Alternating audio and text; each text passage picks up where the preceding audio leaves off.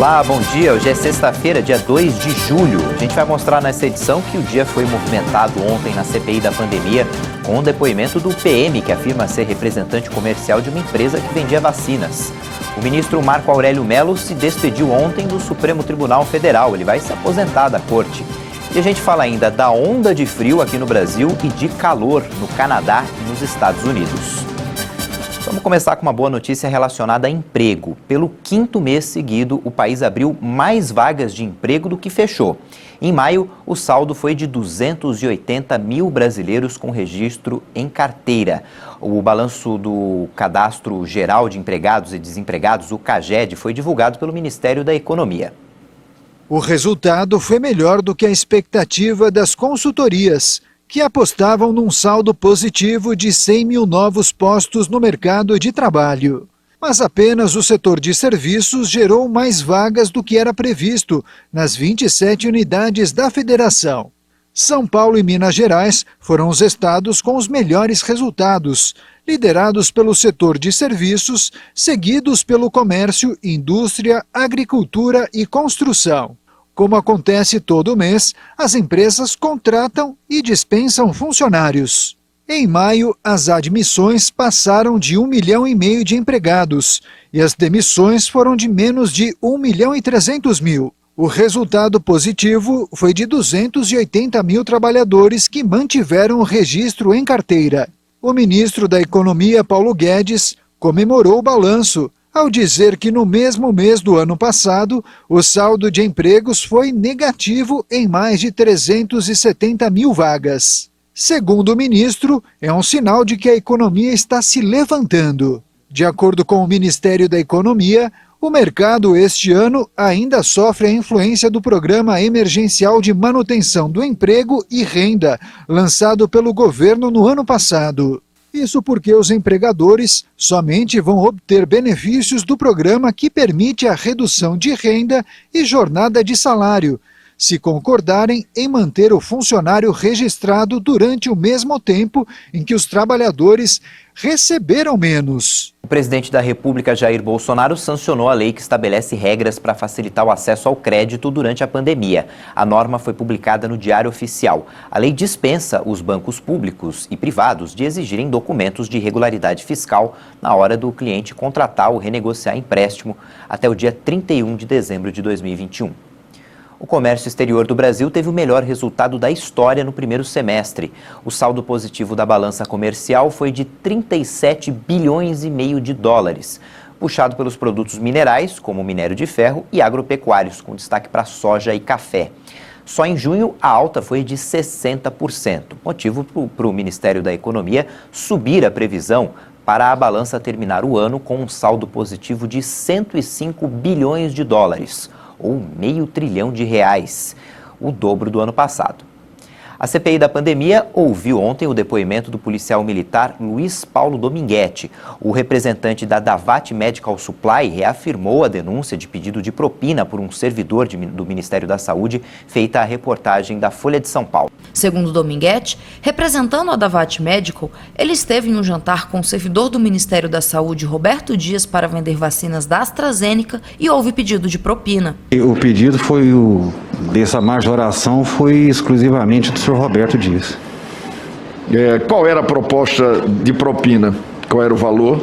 Era $1 por dose. A Davat estava ofertando ao Ministério da Saúde 400 milhões de doses. O cabo da PM disse que o acordo que tem com a empresa foi feito oralmente com o CEO da Davat no Brasil, Cristiano Alberto Carvalho. Ao ser questionado pelo senador Marcos Rogério, Dominguete disse que também negociou vacinas da Sputnik diretamente com municípios brasileiros. A legitimidade da representação não ficou clara. Segundo os senadores, a empresa Davat não produz vacinas e não tem autorização para vender o imunizante da AstraZeneca. Dominguete também envolveu o deputado Luiz Miranda, dizendo que ele buscou a empresa para intermediar a negociação de vacinas.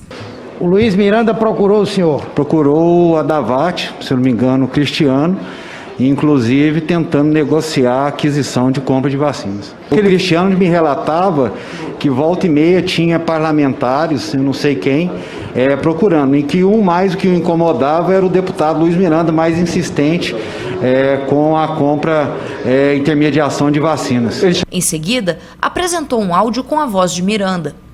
Tá agora. Ô, gente, veja aí pra mim como é que ele fala, literalmente. O grande problema vou falar direto com o cara vai pedir toda a documentação do comprador. O comprador meu já está de saco cheio disso. Na sequência, Omar Aziz conversou com Luiz Miranda, acompanhado dos senadores Fernando Bezerra Coelho e Marcos Duval. Miranda disse que o áudio era do ano passado e a conversa não tratava de vacinas, e sim de outros negócios nos Estados Unidos. Segundo Aziz, o deputado afirmou que o áudio foi editado e divulgado para prejudicá-lo, e por isso ele vai registrar denúncia contra Dominguete. Afirmou ainda que o deputado vai disponibilizar o áudio na íntegra para a CPI.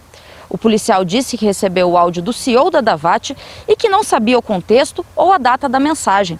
Na sequência, a CPI determinou a apreensão do celular de Dominguete. O aparelho foi colocado em uma maleta lacrada e levada por um policial legislativo à perícia técnica. O senador Alessandro Vieira pediu a prisão em flagrante de Dominguete, mas o presidente da CPI da pandemia, senador Omar Aziz, negou.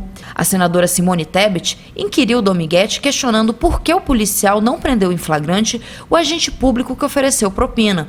Tudo para mim ali era novo. Embora... Era o quê? Nulo? Novo. Para mim também. Para mim também. Uma resposta de um policial dizer que não sabe o que está no Estatuto, na Constituição, na lei. A senadora sugeriu ainda que as demais pessoas envolvidas no episódio sejam convocadas não para um depoimento, mas uma acareação. O líder do governo no Senado, o senador Fernando Bezerra, disse que a história de Dominguete não tem sentido. Bezerra também criticou a mudança na pauta desta quinta-feira para ouvir a denúncia do policial. Nesta quarta, o presidente da CPI da pandemia, senador Omar Aziz, mudou a agenda do dia porque a ministra Rosa Weber autorizou que o empresário Francisco Emerson Maximiano ficasse calado durante o depoimento. Diante disso, Aziz antecipou o depoimento de Dominguete. Nós tivemos aqui frustrado o depoimento do diretor da Precisa, que certamente traria esclarecimentos sobre uma denúncia que essa comissão tem que apurar, que é a aquisição da Covaxin. Também aqui assistimos mais um adiamento do depoimento do deputado Ricardo Barros, que está sob escrutínio face a tantas ilações e tantas acusações que ele tem sofrido nos últimos dias. E tudo isso para agora ouvirmos uma história estranha, sem pé e sem cabeça. O senador Flávio Bolsonaro, que não é membro da comissão, exigiu provas das acusações feitas por Dominguete. O senhor tem algum documento que comprove essa tentativa de suborno ao senhor? Excelência, ela foi feita verbalmente dentro de um restaurante. O senhor tem algum vídeo que comprove isso? Excelência, eu não gravei porque foi inesperado a proposta. O senhor tem algum áudio que comprove isso? Não gravei. O que eu posso oferecer foi o que eu vivenciei, o que eu escutei. Só que é difícil trazer para a realidade uma situação que parece que não existiam essas vacinas. As pessoas que estavam sentadas mesmo com o senhor não têm nenhum domínio final de fato de negociar nada com relação à vacina. Então, eu acho que essa careação vai ser importante, mas acredito que o senhor vai ter sérias dificuldades de conseguir provar alguma coisa, já que vai ficar a palavra de um contra o outro. Obviamente, as pessoas que estão sendo acusadas de oferecer esse suborno vão negar, vai ficar a palavra de um contra o outro. Eu fiquei devendo a previsão da balança comercial do Brasil para esse ano. Balança comercial, exportações menos importações. A previsão é de 105 bilhões de dólares, aproximadamente R$500 bilhão. O frio trouxe a neve em cidades do sul do país. Para a alegria de muitos turistas, ela apareceu, a neve. Essas imagens foram feitas em Urupema, em Santa Catarina. A cidade é considerada uma das mais frias do Brasil. A neve pintou a paisagem de branco. A semana foi de frio intenso em boa parte do Brasil, principalmente no sul. Uma massa de ar polar derrubou as temperaturas. Várias cidades registraram temperatura abaixo de zero. Hoje em Urupema, em Santa Catarina, a temperatura mínima prevista é de 2 graus e a máxima pode chegar a 14. Vamos ver como é que fica o tempo em todo o país. Nesta sexta-feira, o ar frio de origem polar mantém o dia frio em praticamente todo o centro-sul do país. No entanto, já não há condições para geada em grande parte da região, mas a expectativa é para a ocorrência do fenômeno apenas em áreas do Planalto Catarinense e no extremo norte gaúcho. Na região sudeste, a geada se concentra entre o sul de Minas e a região da Serra da Mantiqueira, como Campos do Jordão.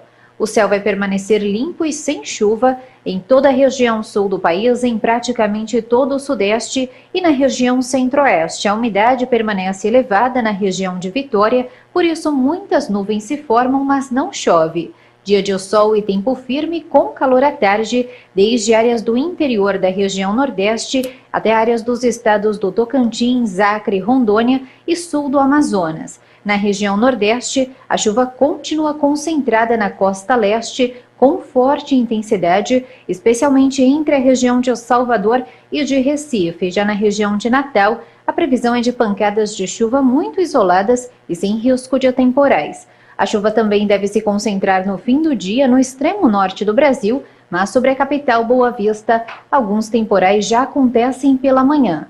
A umidade relativa do ar vai ficar muito abaixo do recomendável desde áreas do interior do Nordeste, em parte de Minas Gerais, noroeste de São Paulo, centro-oeste e desde o sul do Pará até a região de Rio Branco. A temperatura mínima prevista no Rio é de 12, máxima de apenas 24 graus, e em Porto Alegre, mínima de apenas 8, máxima de 19 graus.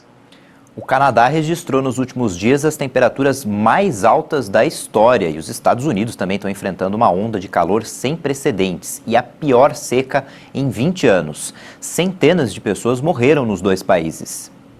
Uma onda de calor vem empurrando a temperatura para perto dos 50 graus no oeste do Canadá e noroeste dos Estados Unidos, afetando infraestrutura, provocando cortes de energia e tornando algumas regiões praticamente inabitáveis para moradores acostumados com o frio.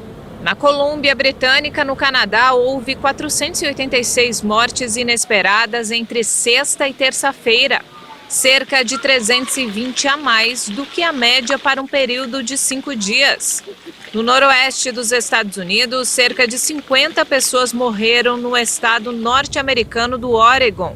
Já na primeira semana da estação mais quente do ano, a escassez de água e o risco de incêndios afetam 11 estados nos Estados Unidos. Níveis alarmantes de reservatórios e temperaturas recordes indicam que essa pode se tornar a mais grave crise hídrica americana em gerações. Os números são preocupantes. Desde 2002, os Estados Unidos não viam uma estiagem dessa proporção. As mudanças climáticas estão fazendo com que temperaturas recordes se tornem mais frequentes. Globalmente, a década de 2010 a 2019 foi a mais quente já registrada. E os 5 anos mais quentes foram todos nos últimos 5 anos. O calor escaldante que se estende de Oregon aos territórios árticos do Canadá foi atribuído a uma crista de alta pressão que retém o ar quente da região. As altas temperaturas têm tirado o sossego até dos animais. Essa família de ursos procurou uma maneira para se refrescar. Encontraram uma piscina e aproveitaram para dar um mergulho. Os donos da casa, na Colômbia Britânica, filmaram a mamãe urso e seus 2 filhotes, aproveitando o momento sem se incomodar com os visitantes. Depois do intervalo, a gente atualiza os dados da Covid no Brasil e vamos mostrar também como foi a última sessão de Marco Aurélio Mello no STF. Voltamos já.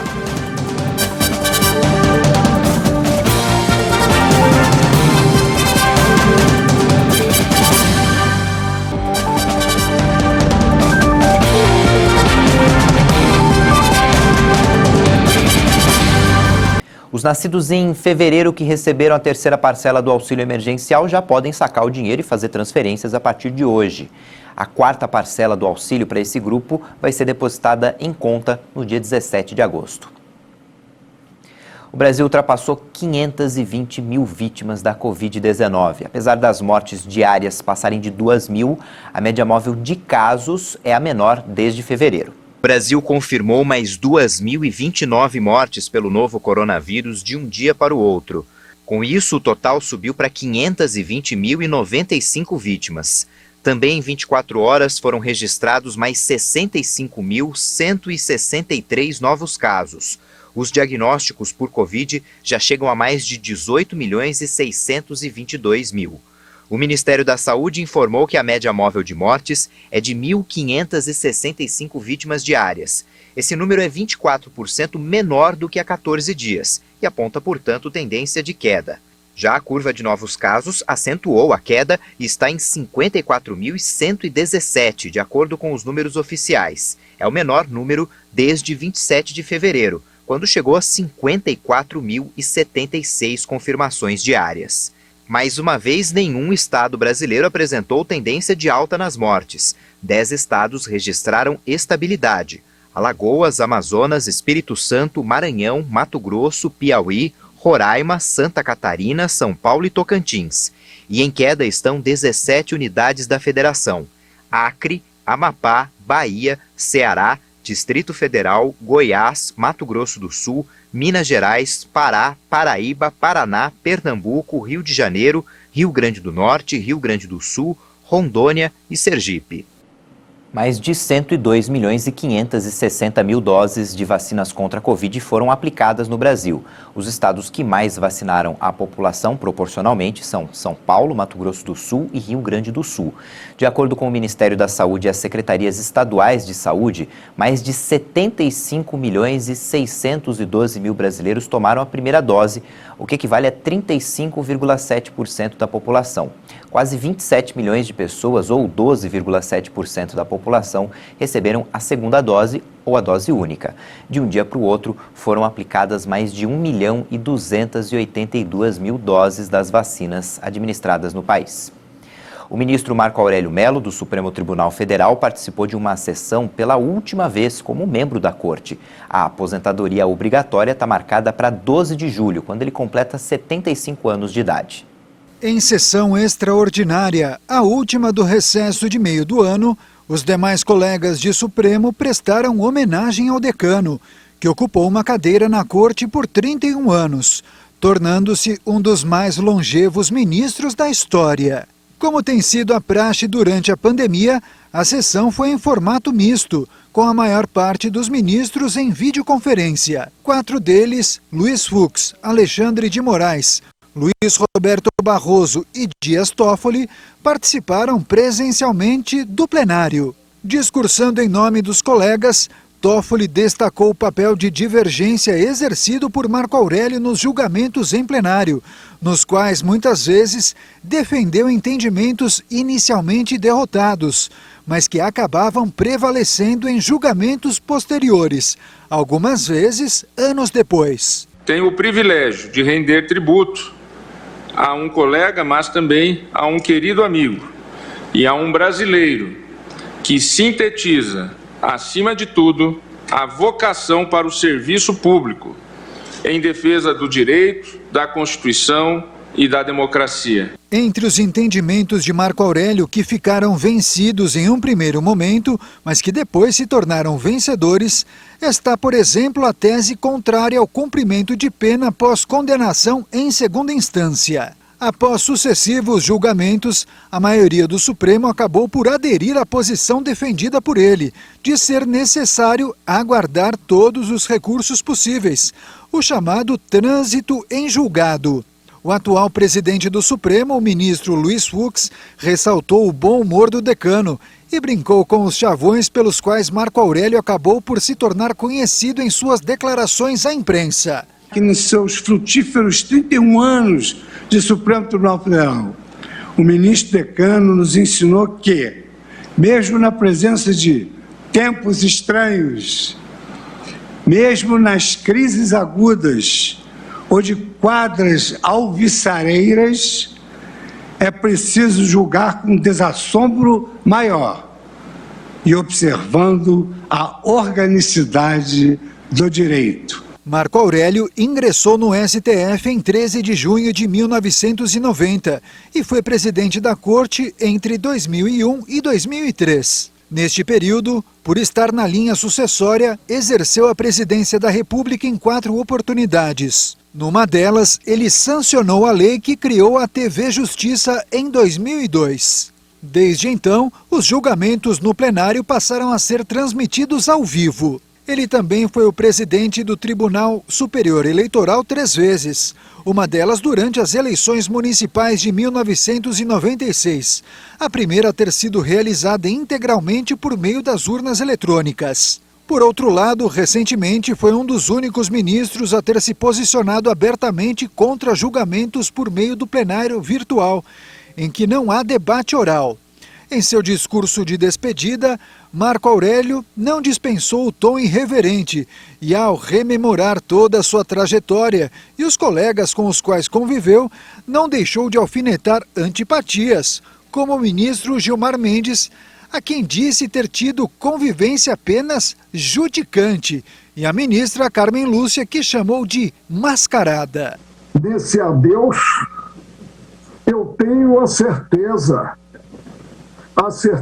absoluta que o Supremo, na composição atual, não faltará a nacionalidade. Que assim o seja, e o meu muito obrigado de coração a todos os senhores. Marco Aurélio afirmou, antes de concluir, que torce para que o atual advogado-geral da União, André Mendonça, seja escolhido para ocupar a cadeira que deixará vaga no Supremo. Depois, acrescentou que também se sentiria honrado se o indicado fosse o atual Procurador-Geral da República, Augusto Aras. A indicação cabe exclusivamente ao presidente da República. Em homenagem ao ministro, o STF lançou um livro e um hot site com a biografia e as principais decisões e obras de Marco Aurélio Melo. O INSS já pode bloquear o benefício de quem perdeu o prazo para fazer a prova de vida. O calendário para regularizar a situação vai até dezembro. A prova de vida voltou a ser obrigatória no mês passado para aposentados e pensionistas. De acordo com o calendário, os segurados que não fizeram o procedimento em março e abril de 2020 podem ter o benefício suspenso até regularizar a situação. Se o beneficiário perdeu o prazo, vai precisar pedir a reativação do benefício de forma remota, através do site ou do aplicativo Meu INSS. E após preencher o requerimento online, o beneficiário deve comparecer ao banco para concluir a realização da prova de vida. Ela tem o objetivo de evitar fraudes e pagamentos indevidos, garantindo a manutenção do benefício. Desde março de 2020, a exigência da prova de vida estava suspensa pelo INSS por causa da pandemia. Quem precisava provar que estava vivo em maio e junho do ano passado vai poder fazer o procedimento até 31 de julho. O cronograma da prova de vida vai até dezembro deste ano.